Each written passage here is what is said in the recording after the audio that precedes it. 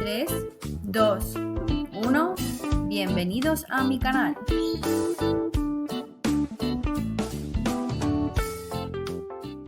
El libro primero de la Ley de Enjuiciamiento Civil lleva por rúbrica las disposiciones generales relativas a los juicios civiles. Título primero, de la comparecencia y actuación en juicio. Artículo 5. Clases de tutela jurisdiccional. Primero, se podrá pretender de los tribunales la condena a determinada prestación, la declaración de la existencia de derechos y de situaciones jurídicas, la constitución, modificación o extinción de estas últimas, la ejecución, la adopción de medidas cautelares y cualquier otra clase de tutela que esté expresamente prevista por la ley. Segundo, las pretensiones a que se refiere el apartado anterior se formularán ante el tribunal que sea competente y frente a los sujetos a quienes haya de afectar la decisión pretendida. El capítulo primero está dedicado a la capacidad para ser parte, la capacidad procesal y la legitimación. Artículo 6. Capacidad para ser parte. Primero, podrán ser parte en los procesos ante los tribunales civiles. Primero, las personas físicas.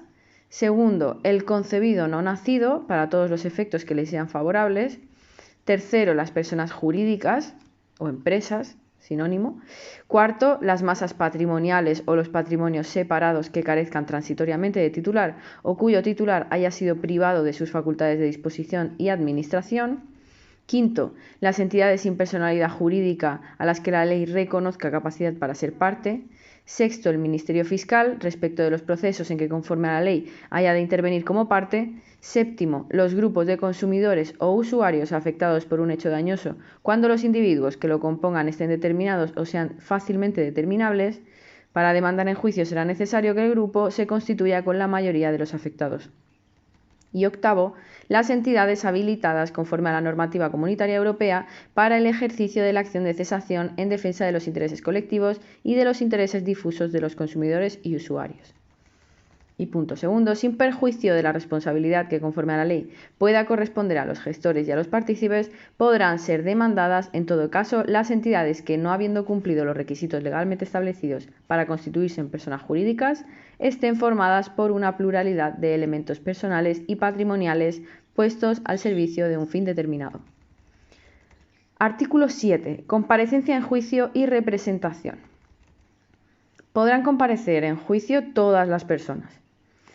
Las personas menores de edad no emancipadas deberán comparecer mediante la representación, asistencia o autorización exigidos por ley.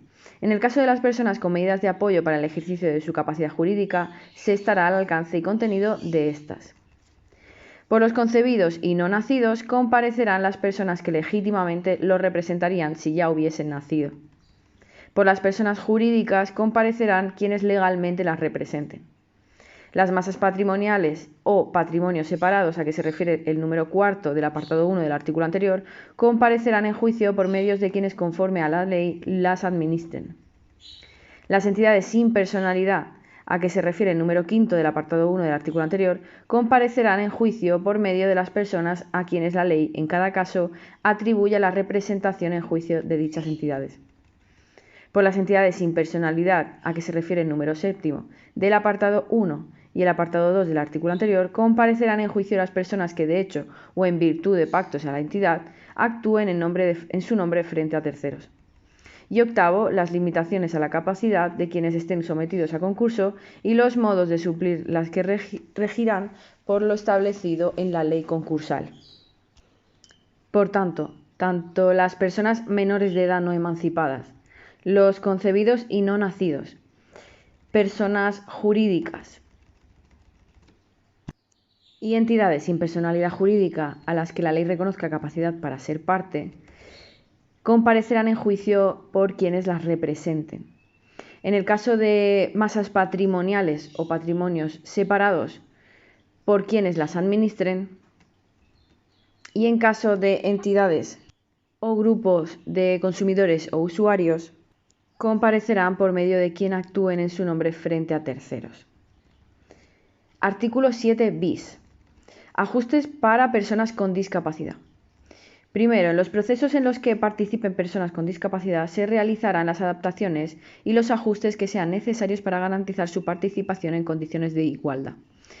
Dichas adaptaciones y ajustes se realizarán tanto a petición de cualquiera de las partes o del Ministerio Fiscal como de oficio por el propio tribunal y en todas las fases y actuaciones procesales en las que resulte necesario, incluyendo los actos de comunicación. Las adaptaciones podrán venir referidas a la comunicación, la comprensión y la interacción en el entorno.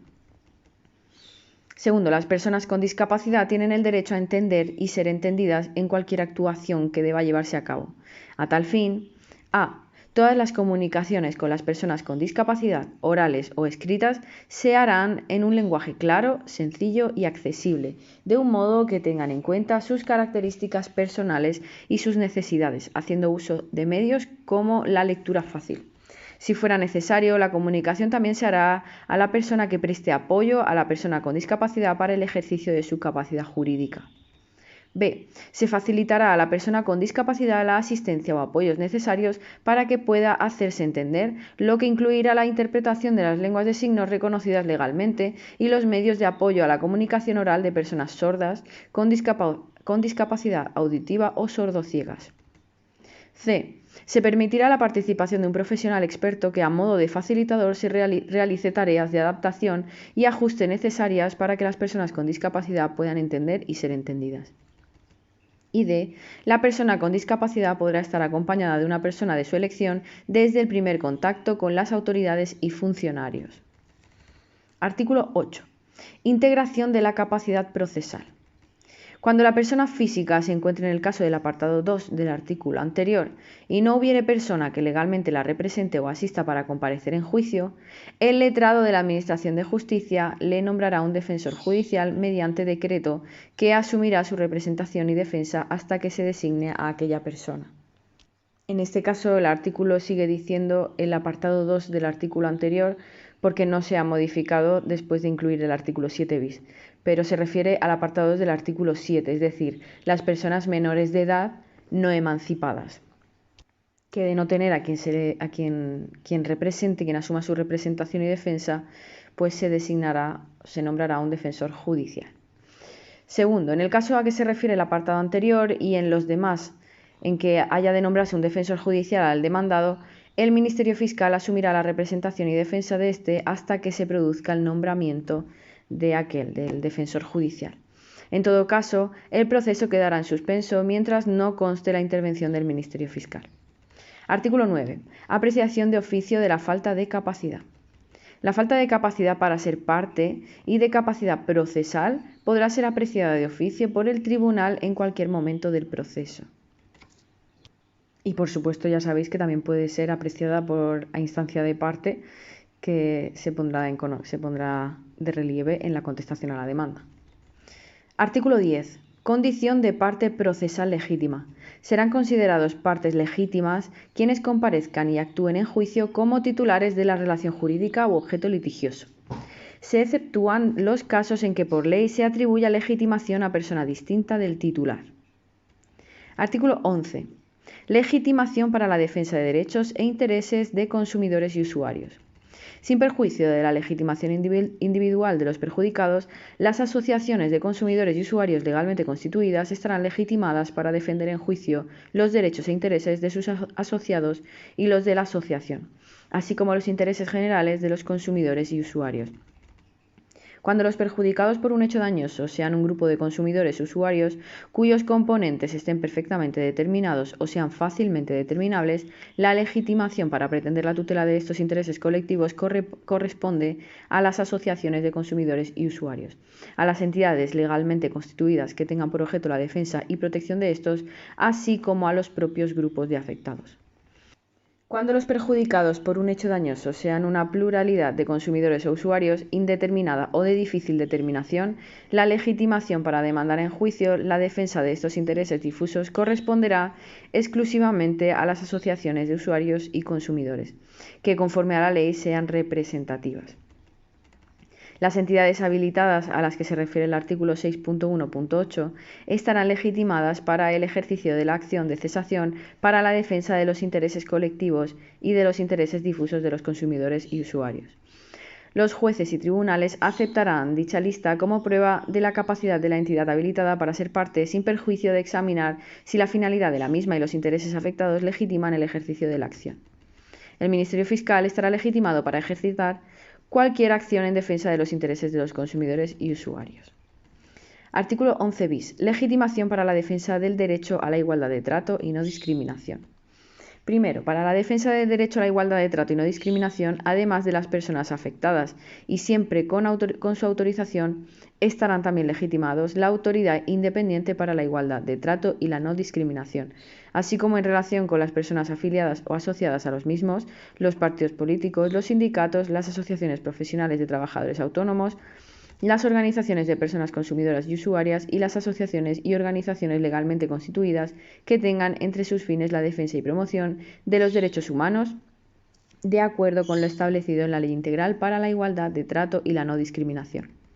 Segundo, cuando las personas afectadas sean una pluralidad indeterminada o de difícil determinación, la legitimación para instar acciones judiciales en defensa de derechos o intereses difusos corresponderá a la Autoridad Independiente para la Igualdad de Trato y la No Discriminación, a los partidos políticos, los sindicatos y las asociaciones profesionales de trabajadores autónomos más representativos, así como a las organizaciones de personas consumidoras y usuarias de ámbito estatal, a las organizaciones de ámbito estatal o del ámbito territorial en el que se produce la situación de discriminación que tenga entre sus fines la defensa y promoción de los derechos humanos, de acuerdo con lo establecido en la Ley Integral para la Igualdad de Trato y la No Discriminación, sin perjuicio, en todo caso, de la legitimación individual de aquellas personas afectadas que estuviesen determinadas.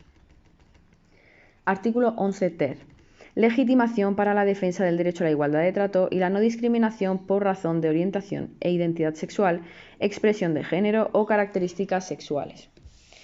Para la defensa de los derechos e intereses de las personas víctimas de discriminación por razón de orientación e identidad sexual, expresión de género o características sexuales, además de las personas afectadas y siempre que cuenten con su autorización expresa, estarán también legitimados los partidos políticos, las organizaciones sindicales, las organizaciones empresariales, las asociaciones de profesionales de personas trabajadoras autónomas, las asociaciones de personas consumidoras y usuarias, y las asociaciones y organizaciones legalmente constituidas que tengan entre sus fines la defensa y promoción de los derechos de las personas lesbianas, gays, bisexuales, trans e intersexuales o de sus familias, de acuerdo con lo establecido en la Ley para la Igualdad Real y Efectiva de las Personas Trans y para la garantía de los derechos de las personas LGTBI.